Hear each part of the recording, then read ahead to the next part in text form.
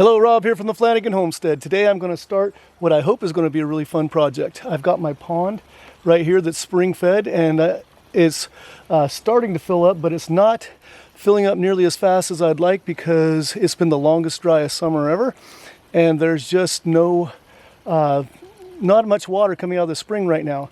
That pipe that you see in the background, that riser, eventually the pond level is going to come up to that height and then drop into that pipe and drain out. But it's not rising right now. But when the October rains do finally come, or maybe it'll be November rains this year, the water level, the spring is going to fill up, be charged, and start flowing a lot more.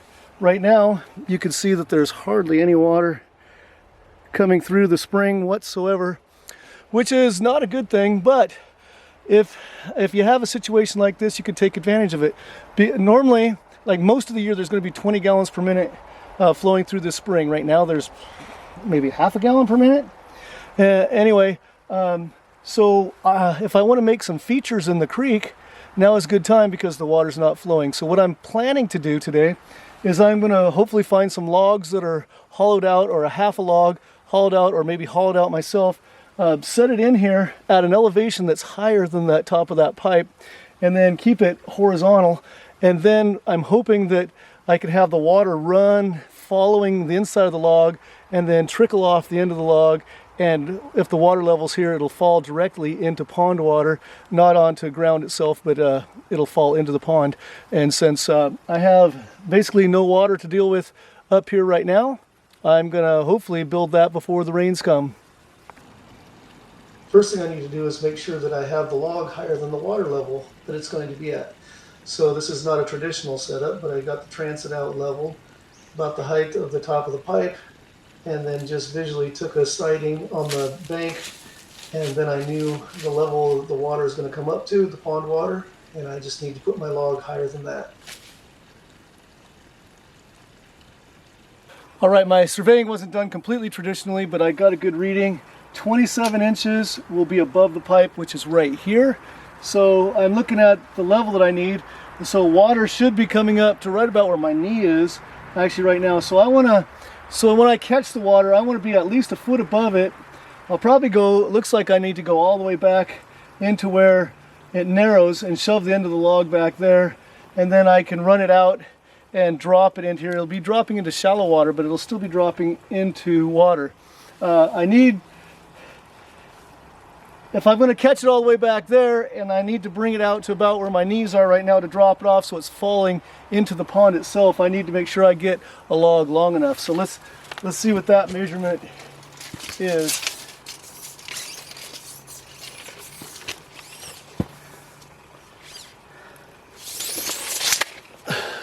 So basically I'm looking at trying to find a log that's at least 10 feet long that I can get that concave in, and that the water will follow in and fall out. You know, hopefully it doesn't just spill out like a pipe right at the end. I'm hoping to, and I can create this with a chainsaw, get it so that the water runs out and some trickles off the end and some a little bit off the side and then falling into the pond. But it's just, we got to be creative with that as we go. But first of all, I got to find a log that'll even work. I may have got lucky and got a log that was given to me in a bunch of blowdowns. It was given to me, so I cut up all this firewood. I got a lot of cords of firewood in there. But this was a log that I set aside right here, and you can see it's got the concave I'm looking for. It's pretty long. It may be cracked through so where water might run through. I'm not sure. I cannot lift this up myself. It's too heavy. I'm going to have to go grab my excavator, pull it out, take a closer look at it, get some measurements.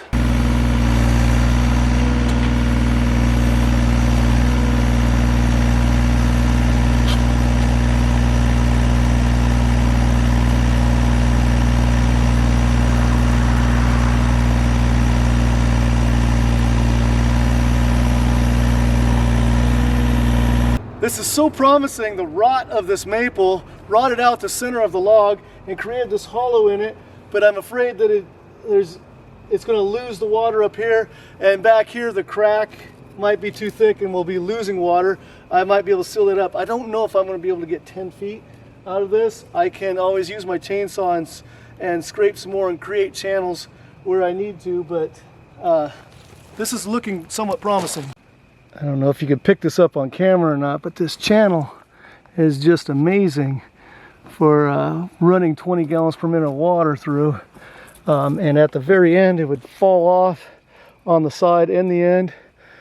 I don't know if we're going to have enough log to do this. It might want to run off the sides here, but I could probably create a false channel or just make the channel deeper with my chainsaw. But we have a lot of promise here. When I measured, I said I wanted a length of at least 10 feet. At the end of that, it comes to a point and water might be falling off for at least a foot before it gets to the end. So I want to get at least 11 feet here. I'm going to cut off some of this end that's too big and hard to move, and it's got cracks in it that'll just lose water. I'm probably going to cut it about 12-foot length right now. I might need to shorten it up, but if I cut it shorter now, I can't make it longer. So I'm going to aim for about 12 feet right now.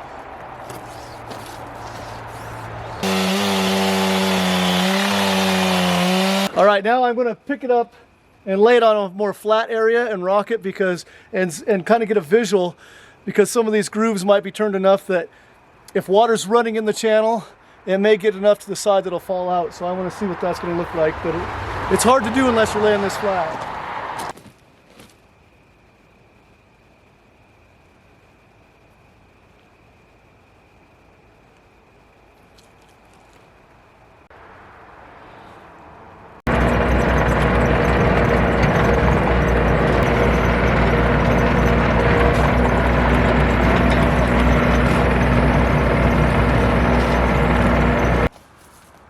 Now the question is, can I get a bunch of young, strong helpers and help me move this log into place?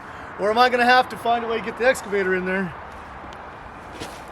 I can tell you, even with several strong helpers on that hillside, it'd be very difficult to get this log in there. So I think what I'm going to have to do is I'm going to have to get my excavator, go around the backside, get a little bit of a trail in there, and then carry the log and put it down there. It'll also help hold the log up while I build support underneath it.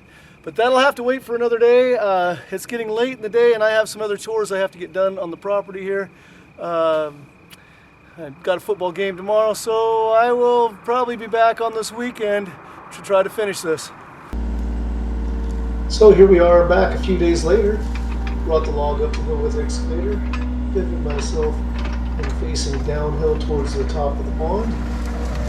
Right below me is a pretty steep slope to get down to the pond, but just doable on an excavator. There is a lot of brush and debris that was pushed in there when I made the trail a few months ago. I need to clear that out now, so I gotta get a few scoops of down smaller trees and brush and get them out of the way.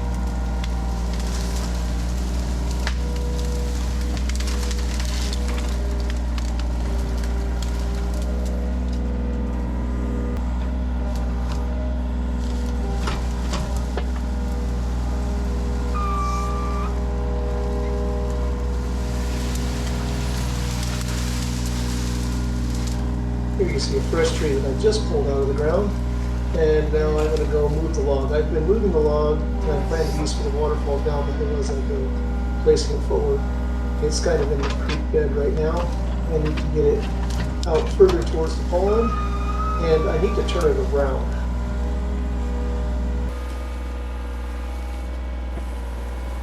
Here we are back at the camera that's on the other side of the pond, so you can get a view from what's happening on the other side. Right now, I already have turned the log around now, but there's some boulders and stuff in the way. I need to push out a big boulder and then try to get this log horizontal in the position that I want it.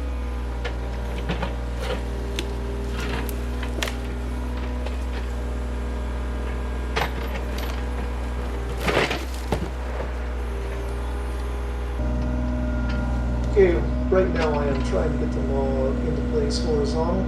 I pushed that big boulder down there and I cut a few logs and placed them in the creek bed, trying to use them for support. But again, the angles was hard and the log wants to keep sliding back.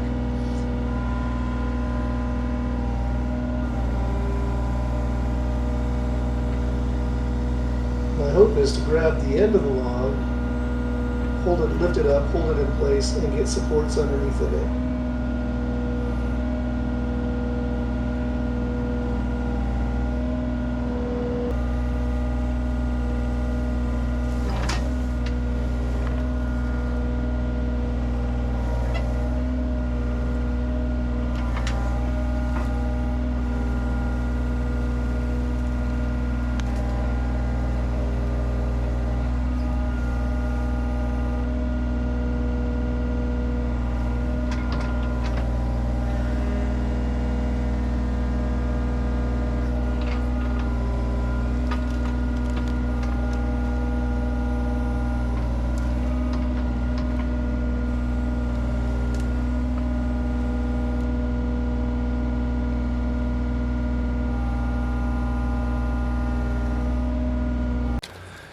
Well, I'm afraid I've been temporarily defeated on this making a waterfall into the pond through a log. That log that I was putting in there had just too much dips and contours to turn it the right way without, I mean, if I could have got it, if I could have precise control of it with my hands, I probably could have got it to the right, just the exact right level, built it up, but because I was going to have to build it up and move it with the excavator, I just was not going to get the angles right so that the water would stay in that channel and run out and then waterfall off.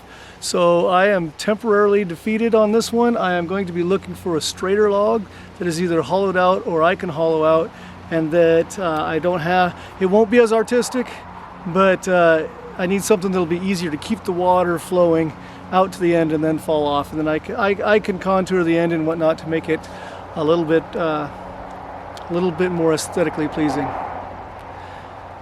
Thanks for joining me on the Flanagan Homestead, where Christmas trees are my business, teaching and cleaning horticulture is my job, and outdoor projects like building this waterfall are my passion.